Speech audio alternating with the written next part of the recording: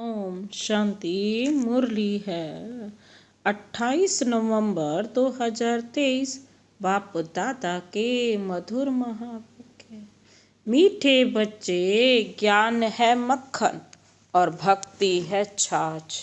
बाप तुम्हें ज्ञान रूपी मक्खन देकर विश्व का मालिक बना देते हैं, इसलिए श्री कृष्ण के मुख में मक्खन दिखाते हैं।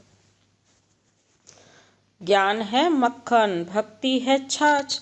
बाप तुम्हें ज्ञान रूपी मक्खन देकर विश्व का मालिक बना देते हैं, इसलिए श्री कृष्ण के मुख में मक्खन दिखाते हैं। आज का प्रश्न है, निश्चय बुद्धि की परख क्या है? निश्चय के आधार पर क्या प्राप्ति होती है? निश्चय बुद्धि की परख क्या है? निश्चय के आधार पर क्या प्राप्ति होती है? बाबा ने उत्तर दिया, निश्चय बुद्धि बच्चे क्षमा पर फिदा होने वाले सच्चे परवाने होंगे, फेरी लगाने वाले नहीं। जो क्षमा पर फिदा हो जाते हैं वही राजाई में आते हैं, फेरी लगाने वाले प्रजा में चले जाते। दूसरा है, धरत पर ये धर्म न छोड़िए, यह प्रतिज्ञा निश्चय बुद्धि बच्चों की है। वे सच्चे प्रीत बुद्धि बन देह सहित देह के सब धर्मों को भूल बाप की याद में रहते हैं। बाबा क्या कहते हैं, किनको निश्चय रहता है? निश्चय की परख क्या है? वे हमेशा सच्चे परवाने होंगे, वो फिदा होने वाले होंगे, फेरी लगाने वाले नहीं होंगे।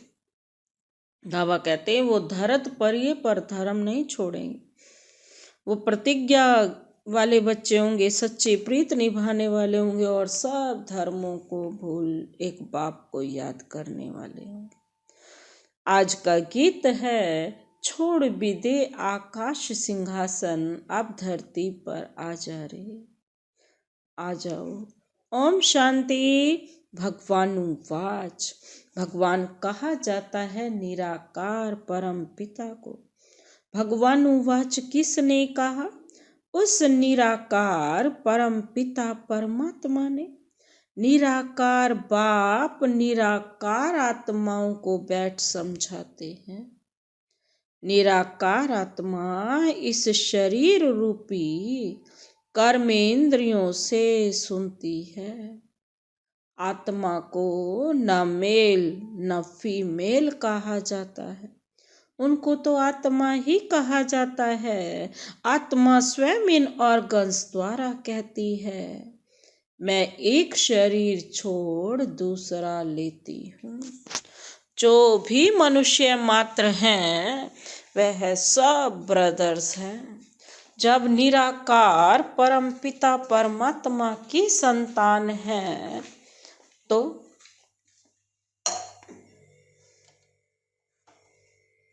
जब निराकार परम पिता परमात्मा की संतान है तो आपस में सब भाई भाई हैं। जब प्रजापिता ब्रह्मा की संतान है तो भाई बहन है। यह हमेशा सबको समझाते रहो, भगवान रक्षक है, भक्तों को भक्ति का फल देने वाला है। बाप समझाते हैं, सर्व का सद्गति दाता एक मैं हूँ। सर्व का शिक्षक बन श्रीमत देता हूँ और फिर सर्व का सद्गुरु भी हूँ। उनको कोई बाप टीचर गुरु नहीं, वही बाप प्राचीन भारत का राजयोग सिखलाने वाला है, श्री कृष्ण नहीं।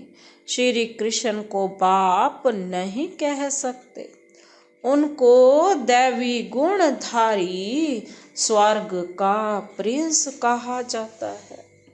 बाबा कहते, पतित पावन सदगति दाता एक को कहा जाता है। अभी सब दुखी पाप आत्मा भ्रष्टाचारी है। भारत ही सतयुग में देवी श्रेष्ठाचारी था। फिर वह भ्रष्टाचारी आसुरी राज्य होता है। सब कहते हैं पतित पावन आओ, आकर राम राज्य स्थापन करो। तो अब रावण राज्य है।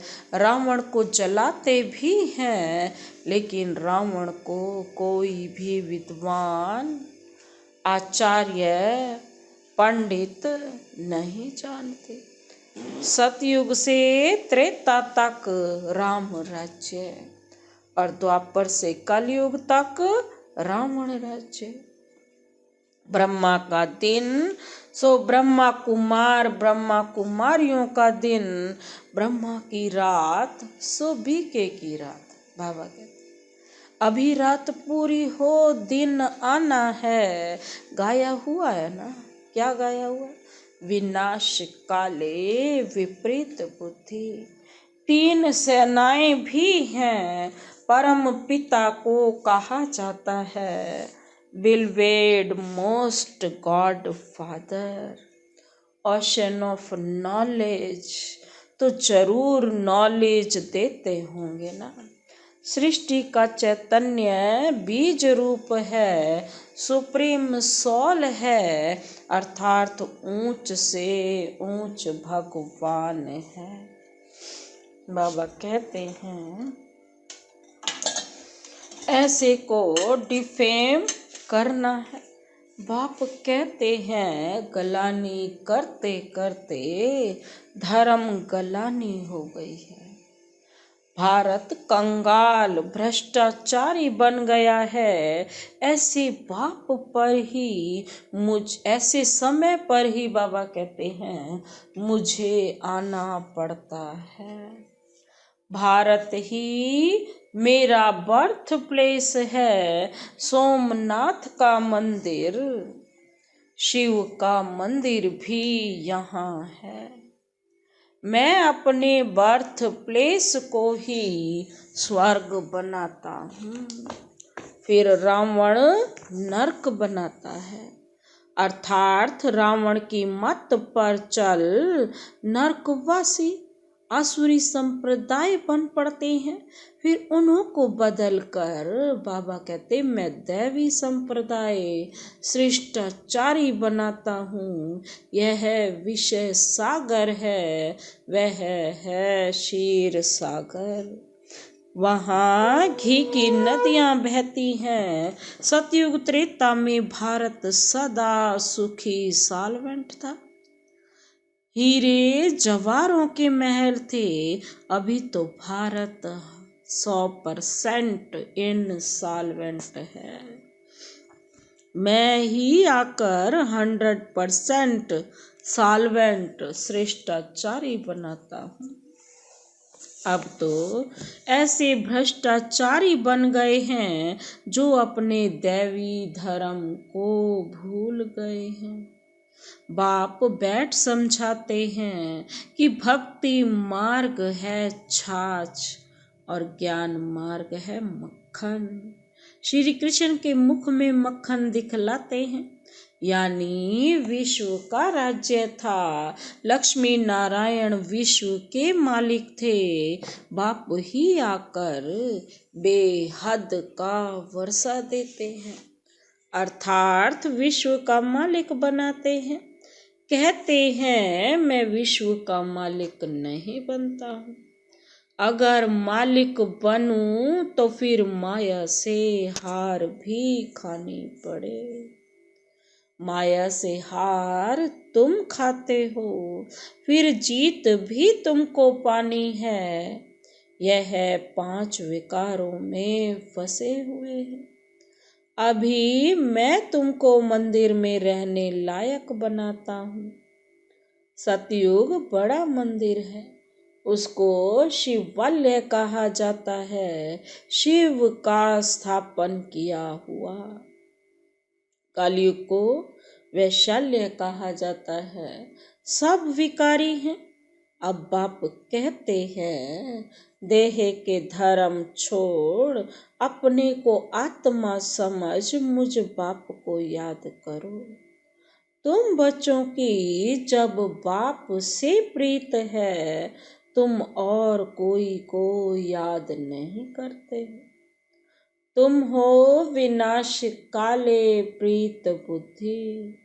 तुम जानते हो कि श्री श्री 108 परम पिता परमात्मा को ही कहा जाता है। 108 की माला फेरते हैं, ऊपर में है शिव बाबा, फिर मात पिता ब्रह्मा सरस्वती, फिर उनके बच्चे जो भारत को पावन बनाते हैं। रुद्राक्ष की माला गाई हुई है, उसको रुद्र यज्ञ भी कहा जाता है। कितना बड़ा राजस्व अश्वमेध अविनाशी ज्ञान यज्ञ है, कितने वर्षों से चला आता है।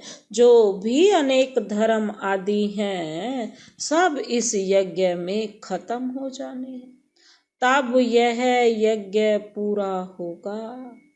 यह है अविनाशी बाबा का अविनाशी यज्ञ। सब सामग्री इसमें स्वाहा हो जानी है। पूछते हैं, विनाश कब होगा? अरे जो स्थापना करते हैं उनको ही फिर पालना करनी होती है। यह है शिव बाबा का रथ। शिव बाबा इसमें रथी है, बाकी कोई घोड़े गाड़ी आदि नहीं है। वह तो भक्ति मार्ग की सामग्री बैठ बनाई है। बाबा कहते हैं, मैं इस प्रकृति का आधार लेता। बाप समझाते हैं, पहले अव्यभिचारी भक्ति है, फिर कलयुगी अंत में पूरी व्यभिचारी बन जाती है। फिर बाप आकर भारत को मक्खन देते हैं। तुम विश्व के मालिक बनने लिए पढ़ रहे हो। बाप आकर मक्खन खिलाते हैं, रावण राज्य में छाछ शुरू हो जाती है। ये सब समझने की बातें हैं, नए बच्चे तो इन बातों को समझ न सके। परम पिता परमात्मा को ही ज्ञान का सागर कहा जाता है। बाप कहते हैं, मैं इस भक्ति मार्ग में किसी को भी नहीं मिलता हूँ। मैं जब आता हूँ तब ही आकर भक्तों को भक्ति का फल देता हूँ। मैं लिबरेटर बनता हूँ, दुख से छुड़ाकर सबको शांति धाम सुख धाम ले जाता हूँ। एक बाप के सिवाय और कोई इस दुनिया में हमें लिबरेट नहीं कर सकता, पतित से पावन नहीं बना सकता, दुखों से नहीं छुड़ा सकता। एक बाप ही है जो हमें दुखों से छुड़ाकर शांति धाम ले जाते हैं, फिर सुख धाम। निश्चय बुद्धि विजयंती और संशय बुद्धि विनश्यंती। बाप क्षमा है, उस पर परवाने कोई तो एकदम फिदा हो जाते हैं। कोई फेरी पहनकर चले जाते हैं, समझते कुछ नहीं है। फिदा होने वाले बच्चे जानते हैं, बरोबर बेहद के बाप से हमको बेहद का वर्षा मिलता है। जो सिर्फ फेरी पहन कर चले जाते हैं, वह तो फिर प्रजा में भी नंबरवार आ जाएंगे। जो फिदा होते हैं संपूर्ण, वह वर्षा लेते हैं। वो भी जितना जितना फिदा होंगे नंबरवार पुरुषार्थ अनुसार।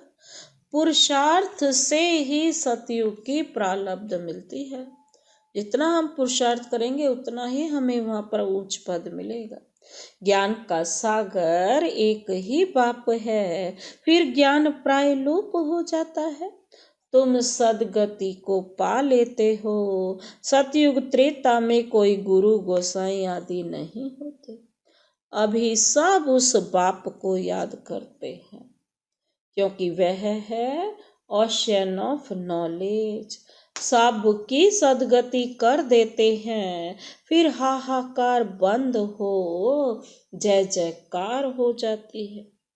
तुम सृष्टि के आदि मध्य अंत को जानते हो। तुम अब त्रिकालदर्शी त्रिनेत्री बने हो। तुमको रचता रचना के आदि मध्य अंत की सारी नॉलेज मिल रही है। यह कोई दंत कथा नहीं है, गीता है भगवान की गाई हुई, परंतु श्री कृष्ण का नाम डाल खंडन कर दिया है। तुम बच्चों को अब सब का कल्याण करना है। अगर यह गलती ना करते कि गीता का भगवान श्री कृष्ण साकारी आत्मा को तो निराकार बाप आते कैसे, हमें समझाते कैसे। वो तो सारी सृष्टि जब डिफेम हो जाती है तभी आती। तुम बच्चों को अब सबका कल्याण करना है ना। तुम हो शिव शक्ति सेना। वंदे मातरम गाया हुआ है। वंदना पवित्र की ही की जाती है। कन्या पवित्र है तो सब उसकी वंदना करते हैं। ससुर घर गई और भिखारी बनी तो सबको माथा टेकती रहती है। सारा मदार पवित्रता पर है। भारत पवित्र गृहस्थ धर्म में था, अभी अपवित्र गृहस्थ धर्म है। दुख ही दुख है, सतयुग में ऐसे नहीं होता। बाप बच्चों के लिए तिरी मतलब हथेली पर बहिष्ठ ले आते हैं। तिरी मतलब हथेली। गृहस्थ व्यवहार में रहते बाप से जीवन मुक्ति का वर्षा ले सकते हो। बाबा कहते घर बार छोड़ने की कोई बात नहीं, सन्यासियों का निर्वृत्ति मार्ग अलग है। अब बाप से प्रतिज्ञा करते हैं, बाबा हम पवित्र बन पवित्र दुनिया के मालिक जरूर बनेंगे।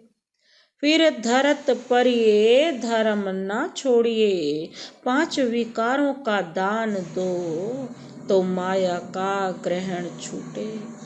तब 16 कला संपूर्ण बनेंगे। सतयुग में है 16 कला संपूर्ण, संपूर्ण निर्विकारी। अब श्रीमत पर चलकर फिर से ऐसा बनना है। बाबा की श्रेष्ठ मत पर चलकर तभी हम 16 कला संपूर्ण बनेंगे। भगवान है ही गरीब निवाज। साहूकार इस ज्ञान को नहीं उठा सकते, क्योंकि वह तो समझते हैं हमको धन आदि बहुत है, हम तो स्वर्ग में बैठे हैं, इसलिए अबलाएं अहिल्याएं ही ज्ञान लेती हैं।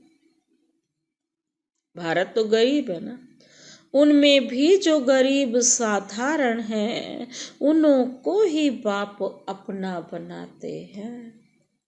उन्हों की ही तकदीर में है। सुदामा का मिसाल गाया हुआ ना। साहूकारों को समझने की फुर्सत नहीं।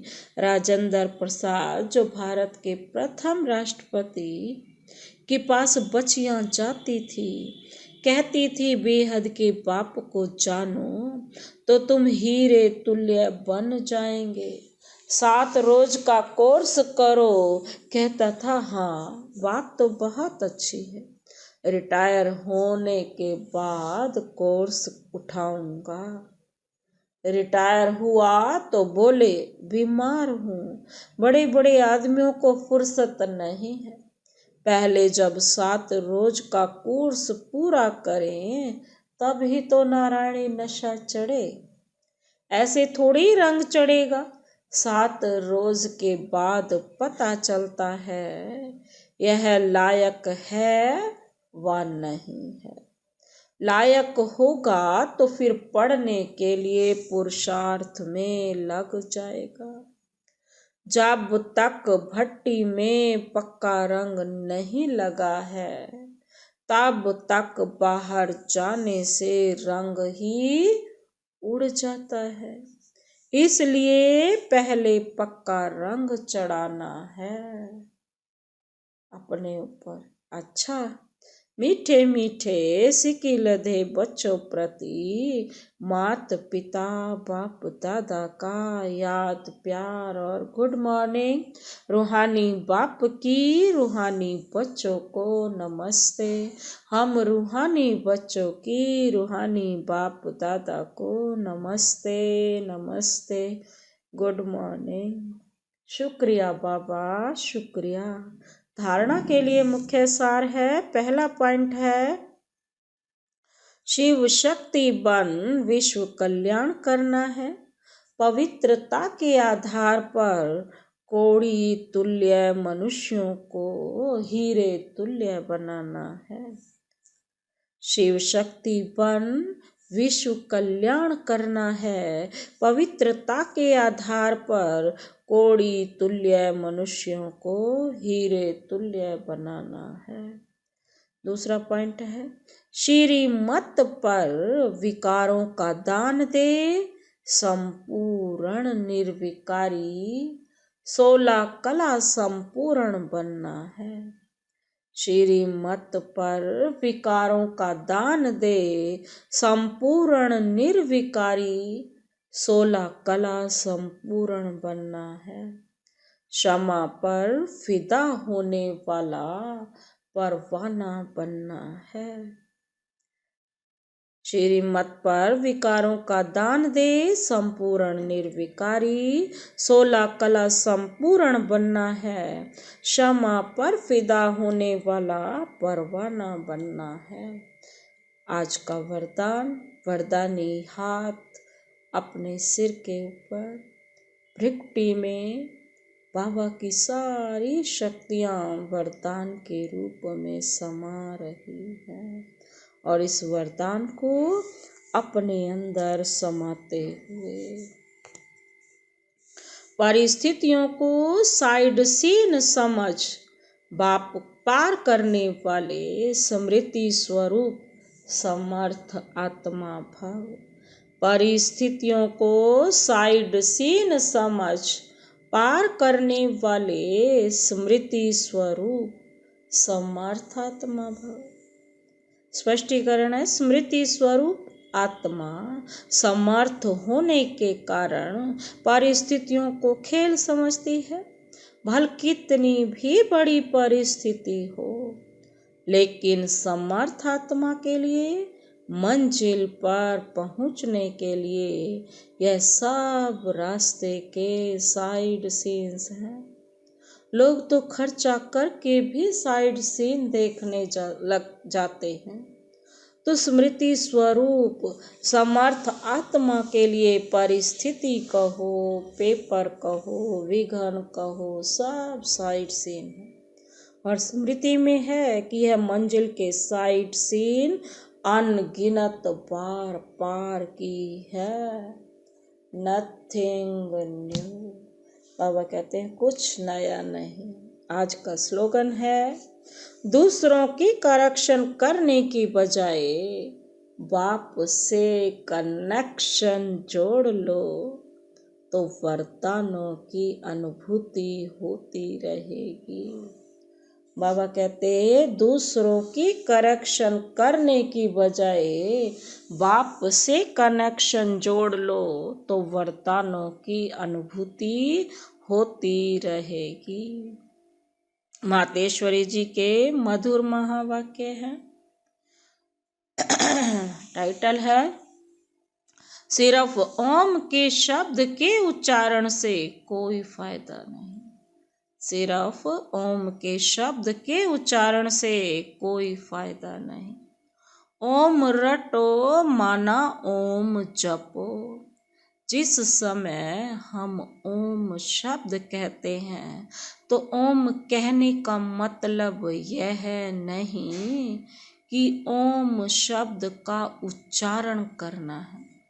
सिर्फ ओम कहने से कोई जीवन में फायदा नहीं, परंतु ओम के अर्थ स्वरूप में स्थित होना, उस ओम के अर्थ को जानने से मनुष्य को वो शांति प्राप्त होती है। अब मनुष्य चाहते तो अवश्य हैं कि हमें शांति प्राप्त होवे। उस शांति स्थापन के लिए बहुत सम्मेलन करते हैं, परंतु रिजल्ट ऐसे ही दिखाई दे रही है जो और अशांति दुख का कारण बनता रहता है। क्योंकि मुख्य कारण है कि मनुष्य आत्मा ने जब तक 5 विकारों को नष्ट नहीं किया है, तब तक दुनिया पर शांति कदाचित हो नहीं सकती। तो पहले हर एक मनुष्य को अपने 5 विकारों को वश करना है और अपनी आत्मा की डोर परम आत्मा के साथ जोड़नी है, तब ही शांति स्थापन होगी। तो मनुष्य अपने आप से पूछे, मैंने अपने 5 विकारों को नष्ट किया है, उन्हों को जीतने का प्रयत्न किया है। अगर कोई पूछे तो हम अपने 5 विकारों को वश कैसे करें, तो उन्हों को यह तरीका बताया जाता है कि पहले उन्हों को ज्ञान और योग का वास धूप लगाओ और बाद में परम पिता परमात्मा के महावाक्य हैं, मेरे साथ बुद्धि योग लगाए, मेरे बल को लेकर मुझ सर्वशक्तिवान प्रभु को याद करने से विकार हटते रहेंगे। अब इतनी चाहिए साधना जो खुद परमात्मा आकर हमें सिखाता है। अच्छा, ओम शांति।